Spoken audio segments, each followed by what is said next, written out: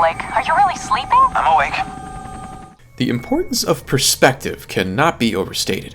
A terrible situation can seem far less so when properly analyzed. No matter how dire your circumstances may seem, it could almost always be worse. Playing a game like Outlast restrains perspective in a straitjacket. I mean, what could possibly be worse than getting stuck inside an insane asylum filled with murderous patients? Outlast 2 is here to answer that question, and it may make you wish you never asked.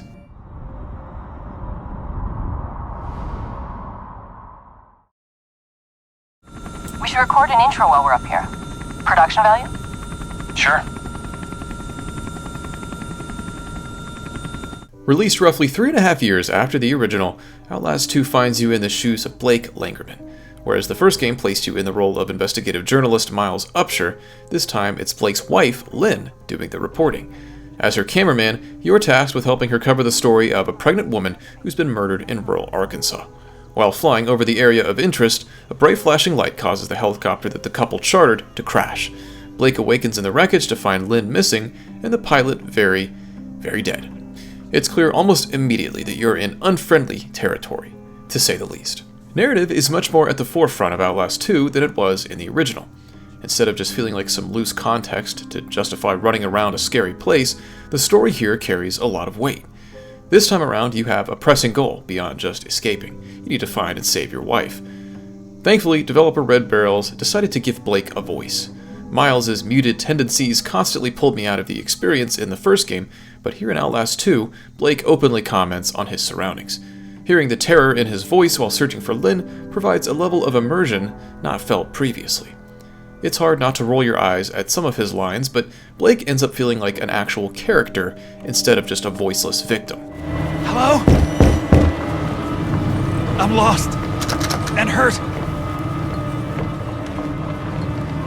The opening minutes of Outlast 2 allow you to slowly descend into the madness that the world presents. It doesn't take long for Blake to stumble onto a small town, where he quickly sees that its residents don't seem interested in chatting. They're unfriendly, but not hostile, as Blake continues deeper into the valley, discovering gratuitous displays of violence. These quiet opening moments allow you to get acquainted with controlling Blake, but also establish a palpable sense of dread. Just as you begin to comprehend the twisted nature of this world, the training wheels come off.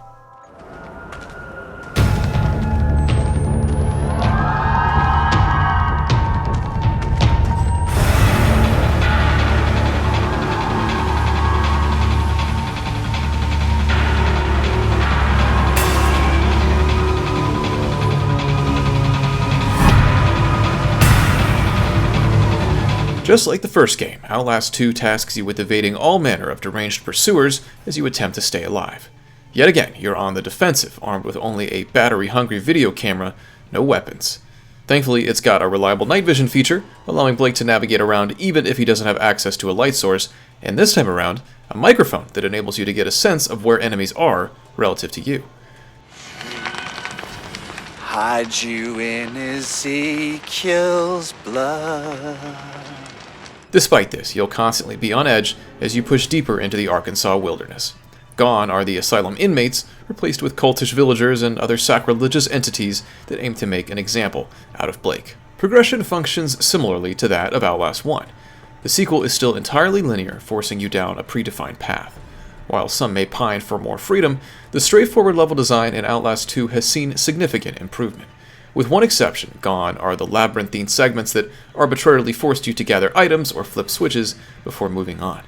In their place are finely crafted environments that force you to rub elbows with enemies without making you feel like a rat in a maze. There are still impediments that complicate progression, like an elevator that needs power or a water wheel that needs to be stopped, but these challenges feel organic and make sense in the context of the world. One standout set piece finds you wading through a cornfield while being hunted by some villagers. There's no puzzle to solve here. All you have to do is find a way out of a pretty open area, and yet I found it to be one of the tensest sections of the entire game. The knife, the club, the fist, if it's all you got.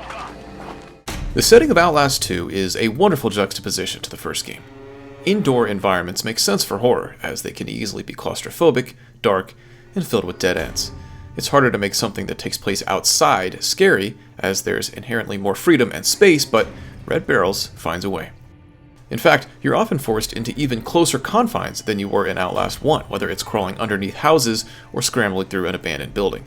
The new setting provides a huge amount of environmental variety. It's difficult to recall any real set pieces from Outlast 1.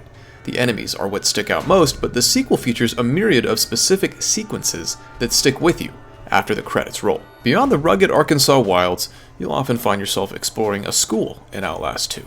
These sequences are sprinkled in throughout the game as Blake's mental state declines. At first, they serve as mysterious palate cleansers between chases, but as the story progresses, they begin to grow long in the tooth. These segments often retread the same ground multiple times and are occasionally a bit obtuse. There is a narrative payoff to these sections, but the game would have been better served dialing back their frequency.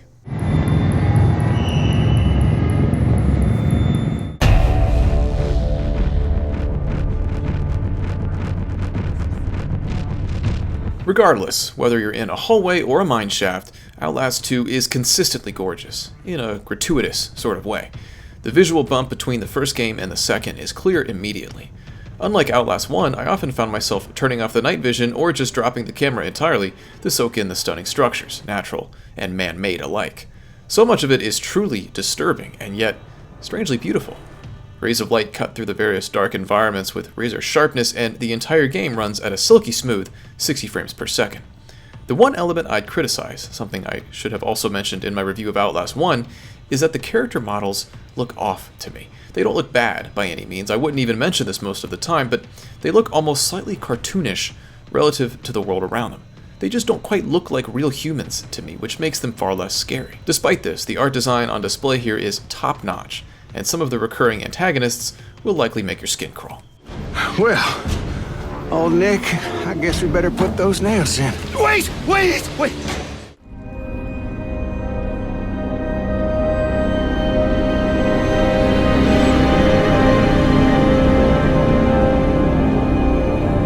The soundtrack of Outlast 2 fits the setting perfectly and is a massive improvement over the vague string arrangements of Outlast 1. The songs feel more rural in nature, with instrumentation that provokes copious fear and panic. It often sounds more like rhythmic noise and voices than formally arranged music, which is exactly what appeals to my horror sensibilities, and perfectly accompanies the rigor of the game. Outlast 2 is notably more difficult than Outlast 1. I'm not sure that the enemies are any smarter than they were previously, but the game does a much better job this time around of throwing them at you in more creative, dynamic ways. There are also now many instances where if an enemy catches you, you'll be killed in one hit. This raises the stakes and intensity significantly, but it also heightens the potential for frustration. There were a couple of occasions where I couldn't figure out where I needed to go, so I died ad nauseum while locating the correct path forward.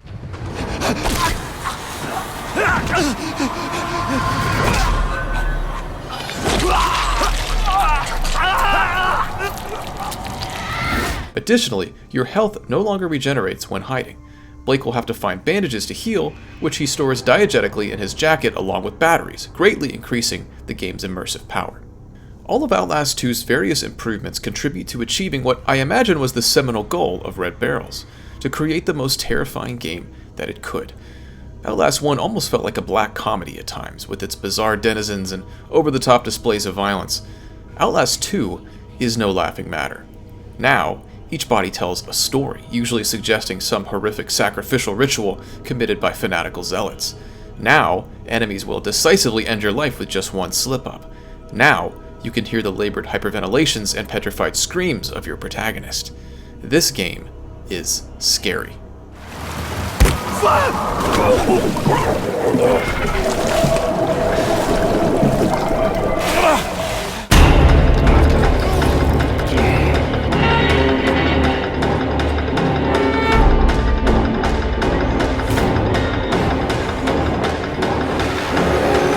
Outlast 2 highlights the beauty of a sequel. Red Barrels addressed just about every issue with the first game, all while managing to give it a runtime of 6 to 8 hours, almost twice as long as Outlast 1. That being said, Part 2 doesn't attempt to evolve mechanically over its predecessor. This is the same basic experience, made denser, longer, and scarier. Survival horror is a particularly polarizing genre, and this game isn't going to convert anyone, but for fans of this niche, I classify Outlast 2 as a must-play.